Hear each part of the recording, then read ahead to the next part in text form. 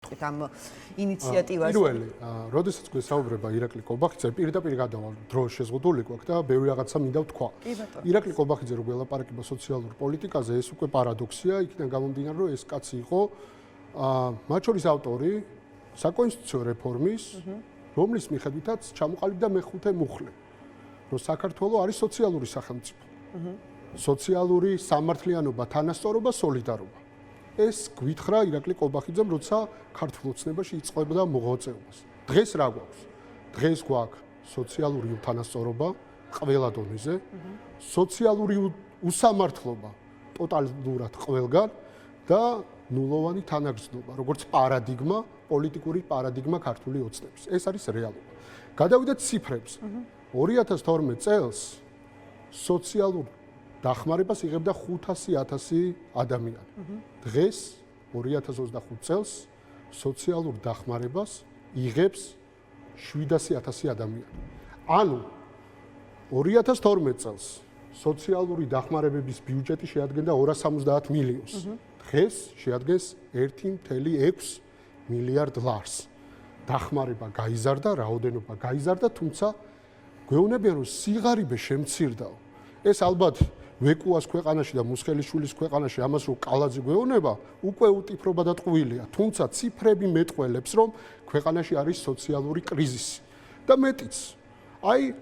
ავიღოთ ქართული ოცნების პოლიტიკოსები, რომლებიც იმედის ეთერში, პროპაგანდისტული იმედის ეთერში კითხულობენ პოლიტიკურ განცხადებას. ვერც კითხულობენ. მაგრამ უნდათ რომ წაიკითხონ. მათ ივანიშვილი ქართული ოცნება ხელფას უზდის 1000-ობით ლარით და ჩვენ პენსიონერებს პენსია რომ წამლის ფულად არ ყოფნის 20 ლარით. ეს არის მათი დამოკიდებულება. კი, პენსია გაიზარდა ნომინალში. რამოდენიმეჯერ თუ იყო 150 ლარი, დღეს 400 ლარამდეა და დიფერენცირებულია, ხო? ასაკობრივია ჩვენთან პენსია. ესეც მათ დაადგინეს, მაგრამ ფასები როგორ გაიზარდა? 3ჯერ და 4ჯერ. პურის ფასი, პური ჩვენი არსობისა რო გაძვირდა. ვინმე მათგან გააკეთა განცხადება და მე მეც გეტყვით, რატომ გაძვირდა ფასი? პურის ფასი რატო გაიზარდა? იმიტომ გაიზარდა, რომ ეს ყველაფერი დაკავშირებულია ინფლაციასთან და მათ შორის დენის ტარიფთან. ბიძინა ივანიშვილის ბიზნესი დადასტურებული, ვიცით რომ ბაჩიაშვილის საქმე დადასტურდა, კი, ბიტფური იყო მისი ბიზნესი, მისი ინტერესები, სადაც დენის ტარიფი თავდაპირველად ქონია 2.5 თეთრად. 2017-18 წლებში შეცვალეს და 8 თეთრად ქონა დენის ტარიფი, როცა საწარმოებს, რომლებიც აწარმოებენ პურს, რამდენად აქვთ, იცით, დენის ტარიფი 32 თეთრად. ივანიშვილმა მილიარდობით ფული იშოვა ბიტკოინებით, სადაც დენის ტარიფი 8 თეთრი იყო და პური ჩვენი არსობისა რომ მივიღოთ, რომელიც გაგვიძვირდა, ეს საწარმოები 32 თეთრად მუშაობენ. ეს არის რეალურად ქართული ოცნების პოლიტიკა. მე თუ ვცდები, აგერ არის ივანიშვილის ხელიდან გაწირული ადამიანი ბაჩიაშვილი ციხეში, ის იყო ამ ბიზნესის ხელმძღვანელი პირი, გითხრა სიმართლე. ძალიან კარგად იცის, რომ ეს არის სრული ჭეშმარიტება. და ბიძინა ივანიშვილს რომ საქართველოში ქველმოქმედი ვარო, იძახდა ალტრუისტი ვარო და ქველმოქმედება გამოაცხადა ამ ქვეყანაში დანაშაულად. და თვითონ რეალურად ბიზნესმენია და ჩვენ ხარჯზე შეულობს მილიარდებს. დადასტურებული ამბავია, თავისივე სასამართლომ დაადასტურა. ანუ რა სად ვართ? რეალურად სად ვართ? როდესაც გველაპარაკება ირაკლი კობახიძე, რომ სოციალური დახმარებები, არასამართლიანია. მეცაც გეტყვით 2022 წელს საქართველოს პარლამენტში ის იყო უმრავლესობის ლიდერი, რომელიც ტაშს უკრავდა ღარიბაშვილის პროექტს, რომ სოციალურად დაუცველებს დაასაქმებდნენ. დღესაც არის დასაქმების პროგრამა. იცი რამდენია მან ხელფასი?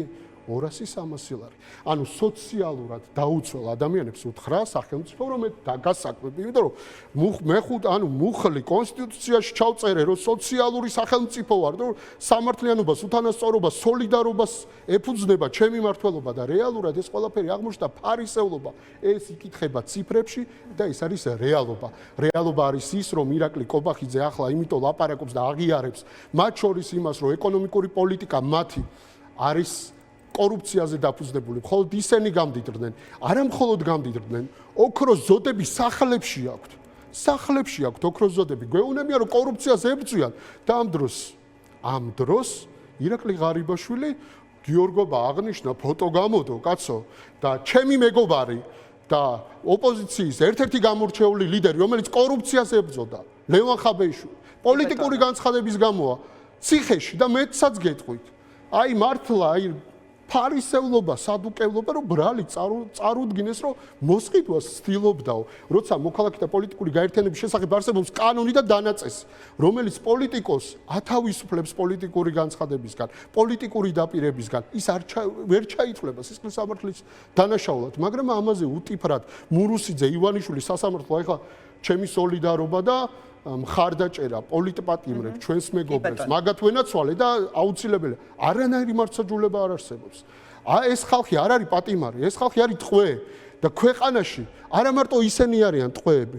ფაქტობრივად ტყვე დაიყვანა ჩვენი სოციალურად დაუცველი მოსახლეობა ივანიშვილმა. ივანიშვილმა დაამცირა ჩვენი მოსახლეობა და მეცაც გეტყვით რა. იყენებს ამ ყველაფერს პოლიტიკური მიზნით და ეხლა როდესაც ამბობს ირაკლი კობახიძე რომ აი გაბერილია, ვიცი რას გეუბნებათ? რომ უნდათ რომ აი თვითონ გაბერეს საარჩევნო მიზნებისთვის ჩამოარეგეს პარტიული ნიშნით, ნეპოტისტურად დახმარებები, რომელიც აი ხა წეგან ბესოს დაუსვით 450 ლარიდან 600 ლარამდე მერყეობს საშუალოდ 300-დან 450, 600, 700 ლარი.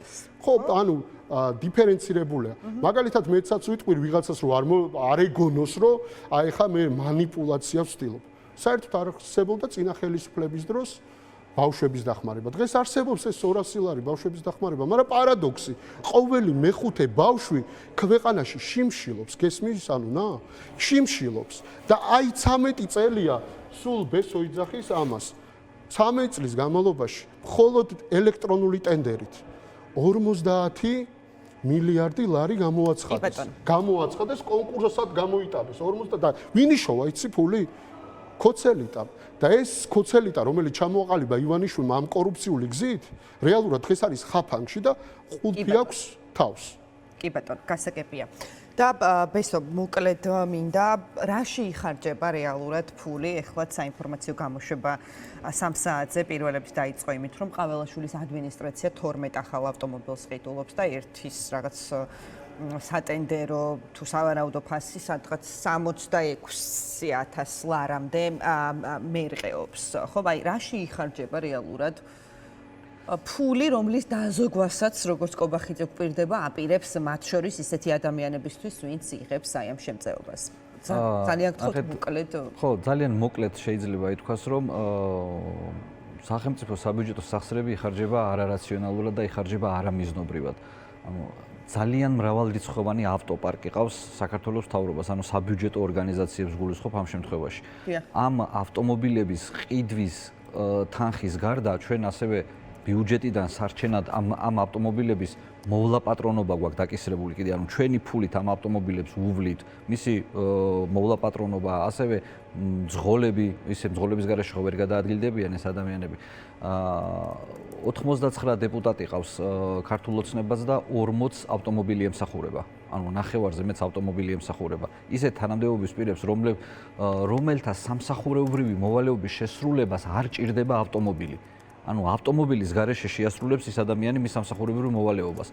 ძალიან დიდი თანხები იხარჯება ეგრეთ წოდებული სტუმრების მიღება გასტუმრებით. ალბათ ეხლა რას გულისხმობ? ნახეთ, როდესაც სამინისტროს თანამშრომელი ან დეპუტატი ჩავა ადგილზე მუნიციპალიტეტში რაღაც მაგალითად რაღაც ხიდის გასახსნელად, რომელი ხიდის შემდეგ უნდა დაინგრეს აუცილებლად, იმიტომ რომ უხარისხოა, ეს ადამიანები სახელმწიფო საბიუჯეტო ხარჯებით დაყავთ რესტორნებში. ერთი მაგალითი შეიძლება იყოს მოყვანილი, როდესაც მაჟორიტარი იყო ქადაგიშვილი, აი რომ გამოდის ხშირად, ხო, ქადაგიშვილი თელავში რო ჩადიოდა და მოსახლეობას ხვდებოდა, ესე წერდა ყოველ შემთხვევაში. მე ადიოდა და ღამეს რჩებოდა სასტუმრო ვილა ზუზუმბოში. იმიტომ რომ ან თითქოს თბილისში ვერ დაბრუნდებოდა, როცა ამ ადამიანს მანქანას მივეცით, მძღოლიც მივეცით, ბენზინსაც ჩვენ უსხავთ, ამავდროულად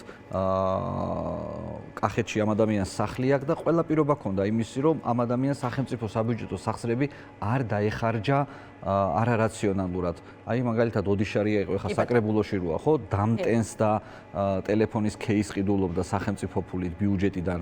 მისი ისე ხია სამაჟორიტარო ბიურო 109 ლარია გადახდილი დამტენში. აი ესე დამტენი იყიდა სახელმწიფო ბიუჯეტის ხარჯზე ოდიშარიამ, რომელიც არის მილიონერი. კი ბატონო. სანამ არ შემცირდება საბიუჯეტო სახსრები, არ მორჩება ამათი, ასე ვთქვათ, რა ვიცი, ფუფუნებაში ცხოვრება, მანამდე საქართველოს მოქალაქეები იქნება სიღარიბეში. ლაშა 30 ძალიან მოკლედ უნდა ჩაჯდე ამ ჩემო ძვირფასებო ქრონომეტრაჟში. ჩემო თანამოქალაქეებო, სიღარიბე, სიდუხჭირე, პრობლემები უნდა ვეძებოთ ქართულ ოცნებაში. ბიძინა ივანიშვილის პოლიტიკა სწორედ არის ის, რომ თვითონ თქვენ ხარჯზე გამდიდრდნენ, თქვენ გაგაღარიბონ. ამას ამბობს ციფრები. მე ჩამოთვალე წეგან ციფრები და რეალობა მათ შორის არის ის, რომ ირაკლი კობახიძე, როდესაც იწყებდა პოლიტიკას, ამბობდა, რომ ამ ქვეყანაში იქნებოდა სოციალური სამართლიანობა, თანასწორობა და მათ შორის სოლიდარობა. და არა მხოლოდ არ გვაქვს სამი. დღეს მათ ბრძოლა გამოუცხადა ჩვენ თანამოქალაქეებს და ატყუებს ივანიშვილის სასარგებლოდ. მადლობა. კი ბატონო, ძალიან დიდი მადლობა. მადლობა ჩვენ სტუმრებს. ჩვენ ახლა გვაქვს ეთერში რეკლამის დრო.